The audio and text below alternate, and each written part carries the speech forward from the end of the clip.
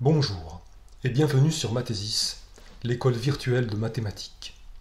Aujourd'hui, nous commençons notre cours d'introduction à la mathématique supérieure par la première section intitulée L'univers mathématique et la première leçon, les objets de la science mathématique.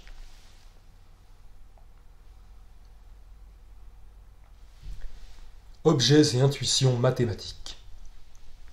Traditionnellement, les mathématiciens ont cherché à conceptualiser et théoriser des notions intuitives telles que les nombres, les figures, les grandeurs, les formes.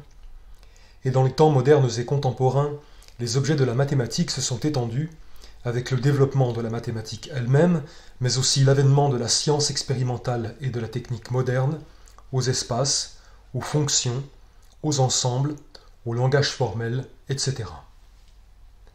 Par ailleurs, les mathématiciens ont toujours été intéressés par des sujets majeurs comme l'infini, le continu et l'espace. Comme toute autre science, la mathématique est enracinée dans l'intuition de son ou de ses objets. Les exemples précédents soulignent la diversité historique des objets de la science mathématique et posent la question de l'unité de cette discipline. Il semble que ce que tous ces exemples et les nouveaux qui apparaissent ont en commun est que la mathématique traite essentiellement d'une manière ou d'une autre de multiplicité.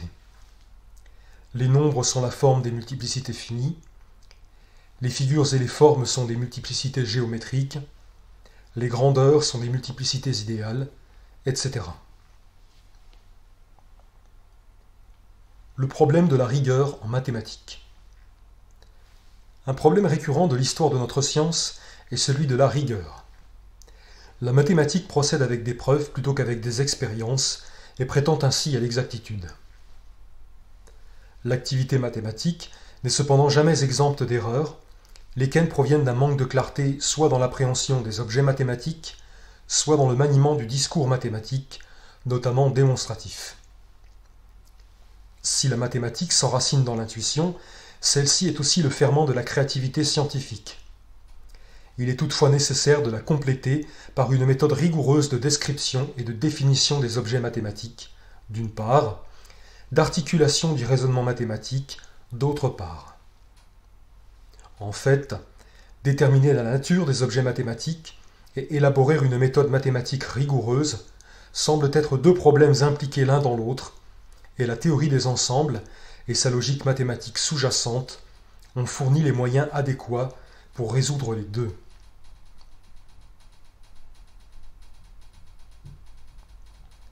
La contribution décisive de la théorie des ensembles. La naissance de la théorie des ensembles à la fin du XIXe siècle avec Cantor et de la logique mathématique moderne avec Frege à la même époque ont permis d'adresser les deux questions suivantes qui reflètent la double problématique précédente.